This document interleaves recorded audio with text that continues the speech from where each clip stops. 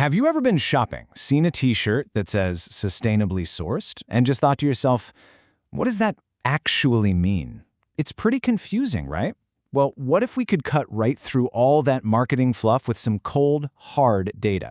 Today, we're going to dig into a really powerful accounting standard that's forcing the fashion industry to measure its impact, quite literally, by the ton. So, here's what we're going to cover. First, we'll look at the new sustainability rulebook that's completely changing the game. Then, we'll zoom in on where fashion's biggest impact comes from, its raw materials. After that, we'll break down exactly how this new system counts that impact by the ton, and finally, we'll talk about why this data is such a big deal. For ages now, sustainability in fashion has been a pretty vague, fuzzy term. Great for marketing, but not so great for accountability. What the industry and, the people actually investing in it really need is a standardized way to measure what's going on, a common language for everyone to use. And that common language is starting to come from the Sustainability Accounting Standards Board, or SASB. Now, these guys are part of the IFRS Foundation, which sets global accounting rules, so this is serious business. SASB's whole job is to create specific standards for different industries, making sure that when a company talks about sustainability, everyone is reading from the same playbook. And this is absolutely crucial to understand.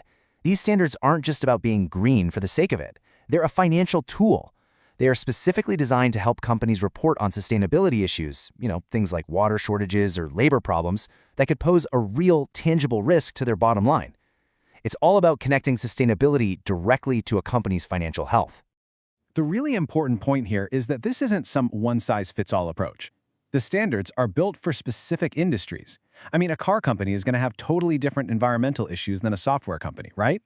And a fashion brand? Well, it has its own unique set of risks and opportunities to report on. Okay, so let's zoom in on the one that matters for our clothes, the apparel, accessories, and footwear industry. This is where all those big-picture principles get applied directly to the things we wear every single day. As you can see from this table, the standard for apparel covers a lot of ground, from managing chemicals to labor conditions. But we're going to zero in on the one highlighted right there, raw materials sourcing. And why that one? Because it's a huge area of financial risk. And it's what's called a quantitative metric, which means it's measured purely with numbers, no fluff. So why is this one topic so important? Well, think about it. A fashion brand's entire business model depends on getting a steady supply of materials like cotton, wool, and leather. Climate change can cause crop failures, a scarcity of resources can make prices go through the roof, and a big scandal over sourcing can do massive damage to a brand's reputation. It's a huge, huge area of financial risk. So how does this standard bring clarity to such a complex, messy issue with a surprisingly simple but incredibly powerful metric? It's time to start counting. Okay, so this is the heart of it all. It really boils down to two simple requirements. First, companies have to disclose the total amount of their key raw materials they buy. And second, they have to disclose how much of that total is certified as sustainable by a credible independent group. Total amount and certified amount. That's it. Simple, right?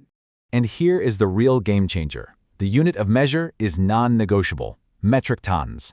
This is what replaces all those vague marketing phrases like our sustainable collection with a hard number based on physical weight.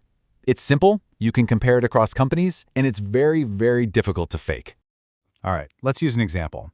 Let's say a company reports that it bought 250,000 metric tons of cotton last year. Okay, that is a lot of cotton.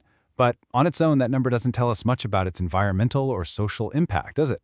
And this is where that second requirement comes in and provides the answer. The entire bar you see here represents the 250,000 tons of cotton they bought. But that colored section inside, that shows how much of that is certified sustainable, in this case 85,000 tons.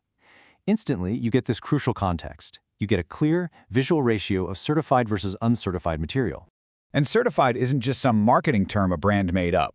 It means getting a stamp of approval from credible third-party organizations. We're talking about groups like the Global Organic Textile Standard, which tracks the entire production process, or Fair Trade Certified, which ensures better prices and working conditions for farmers. These are established standards with real, rigorous criteria. So, okay, we've got the numbers, they're measured in tons, and they're backed by real standards. But what does this actually change in the real world? Let's talk about why this all matters. This is the fundamental shift.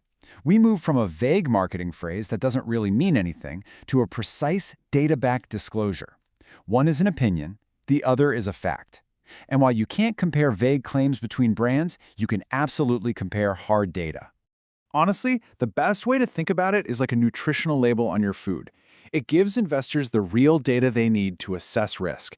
It allows us, as consumers, to make more informed choices, and most importantly, it creates a baseline for accountability that can help push the entire industry forward.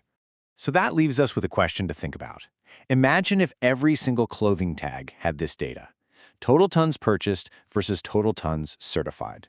If you had that clear, data-driven picture for every single brand right there in your hands, how would it change the way you shop?